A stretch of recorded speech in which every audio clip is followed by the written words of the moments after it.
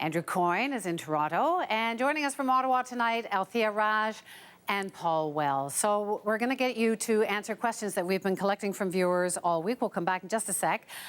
There were two about the big news of the day: Finance Minister Bill Morneau's handling of proposed tax changes and his own personal finances. Andre Rachowski asks, after the revelation that his French villa is held by a corporation, does Bill Morneau have any legitimacy left to carry out any tax reform?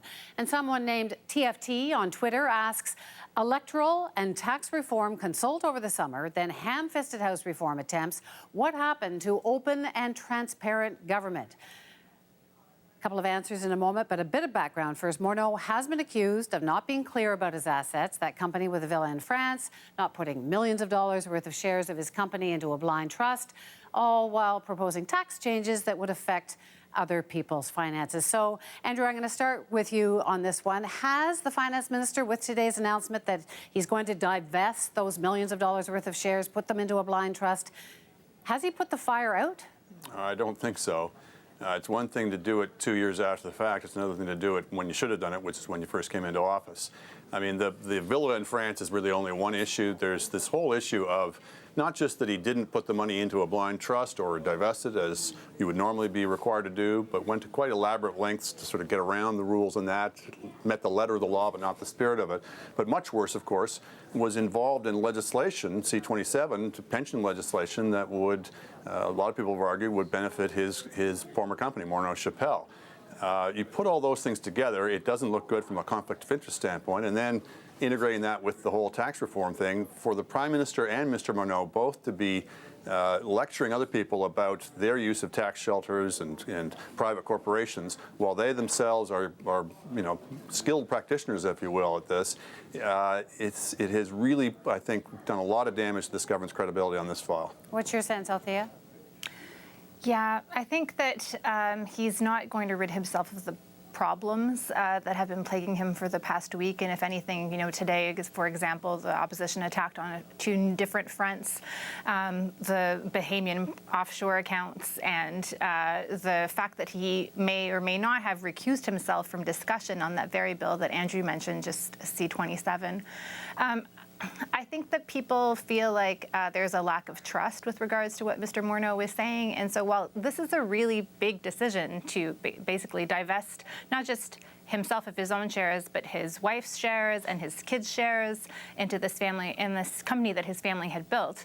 But I think this is a bigger problem about the law. And I think if the Conservatives and the New Democrats and the Liberals all agree that changes to the Conflict of Interest Act should be made, then they should be really narrowed, because right now it seems like all parties like to criticize when they're in opposition, but in the government they don't really do anything.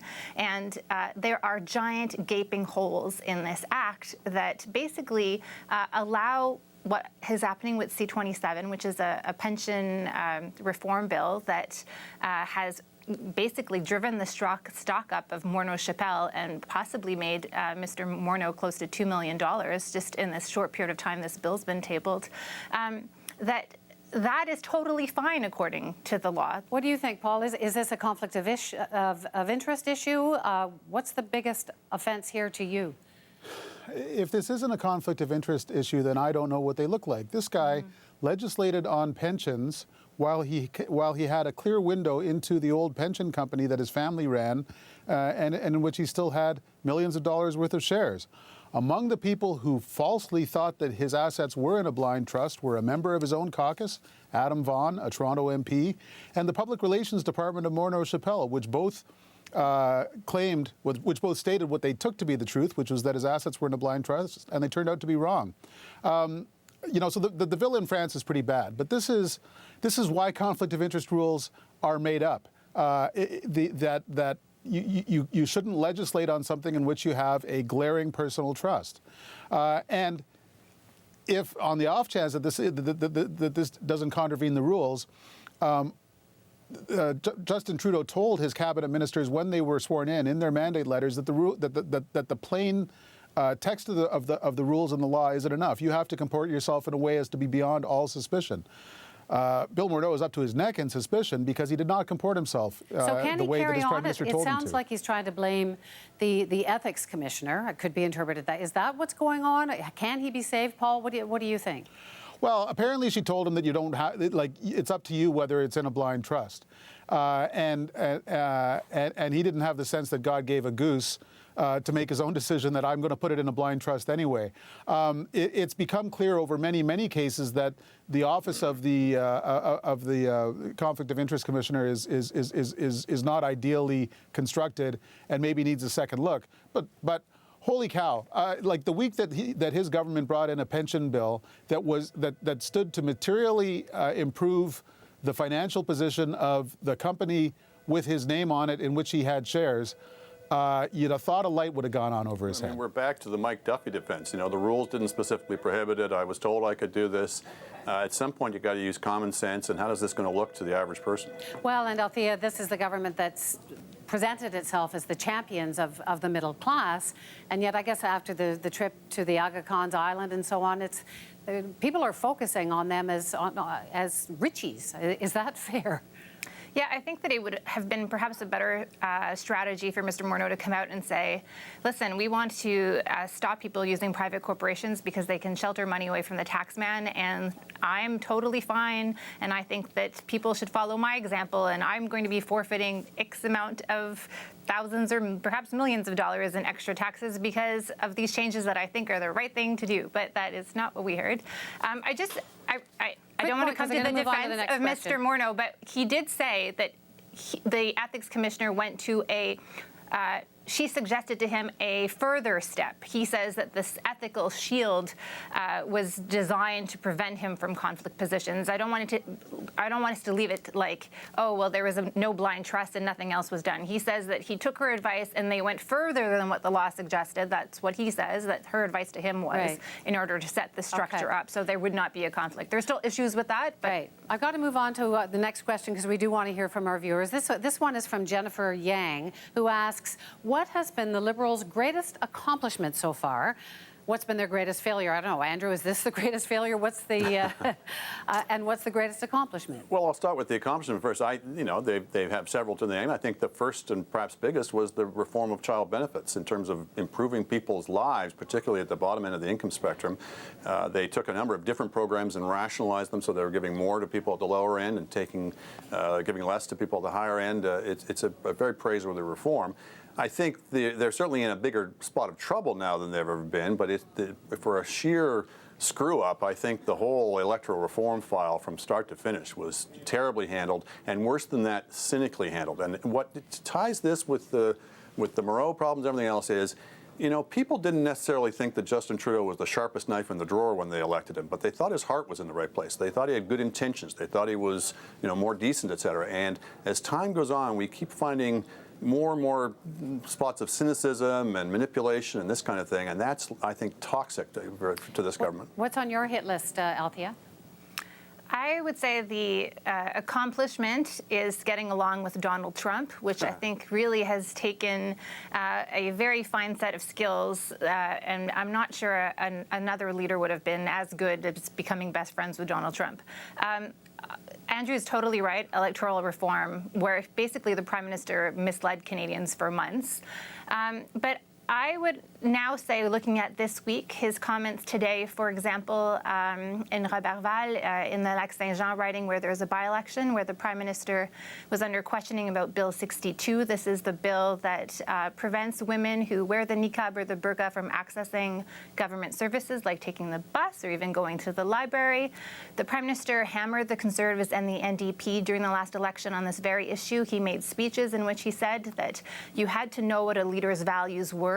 And even members of his own caucus, one member in particular, Alexandra Mendez, said she thought the Prime Minister, of course, was going to appeal this bill because it was for sure unconstitutional. Well, the Prime Minister said no such thing at all today. In fact, he said it wasn't the government's role to intervene. And I think that, you know, just to judge Justin Trudeau against, you know, his own advice, this is something that is pretty surprising, that perhaps people don't know who he is and what his values are. Paul, what's your sense? Big failures, big successes? The big success is similar to Althea's, but I might take it a step further. Not only has he stayed in Donald Trump's good graces, to the extent that anyone can, they've played a really elaborate defensive game with the United States, activated a cross-country network of pro-Canadian interests, and really stayed in the game on NAFTA, at the same time as they have begun to really aggressively mow the Americans' lawn economically by making Canada look like a very attractive destination for highly mobile knowledge workers and for big money investors. So you get Google and Microsoft and all these other companies beginning to look at Canada as a very interesting investment destination, at the same time as the United States becomes a less interesting investment destination. I want to bring in another question now. Obviously, Justin Trudeau wasn't the only one on the Hill. Andrew Scheer has become the leader of the Conservatives, and Jagmeet Singh now. So that's who the race is going to be among in 2019. Richard Raycraft asked, who is Trudeau more concerned about right now, Scheer or Singh, and why? Andrew? Well, I suppose Singh only because the Liberal strategy from days of yore is to try to nail down the NDP vote and faint to the left and then come back to the centre in the course of the election campaign. If the NDP can break out from under that, if Singh can prove to have popular appeal, particularly appeal as the first visible minority leader, that is a danger to them. But of course, the threat to him in terms of replacing him as government is the Conservatives. Althea? Yeah, I agree with that. Singh's name is the only one I hear mentioned by Liberals. Not only is their strategy to court New Democrat voters, like we saw in the last election, but the electorate with whom Justin Trudeau is particularly popular, millennials, those voters likely will see they will find what Jagmeet Singh has to sell appealing, and he could do some serious damage to them in Ontario. I want to get on to one last question. We've only got a minute and a half left, Paul, but I'm going to ask you this one. This is from Mary Connor, who asks, how does the role of Justin Trudeau's PMO compare or contrast with the one we saw when Harper was PM? You wrote a book about him. What do you think? I'm not just being a smart aleck when I say they're eerily similar. Increasingly obvious control from the centre on major files, a very robust issues management operation which is designed to put out fires, and increasingly we're seeing that that's a busy branch of this government, and extraordinary message discipline. Every member of caucus, every political staffer is expected to say more or less the same thing on big issues, even if it makes them sound a little repetitive and robotic. We've got maybe 15, 20 seconds left each. What do you think on this one, Althea?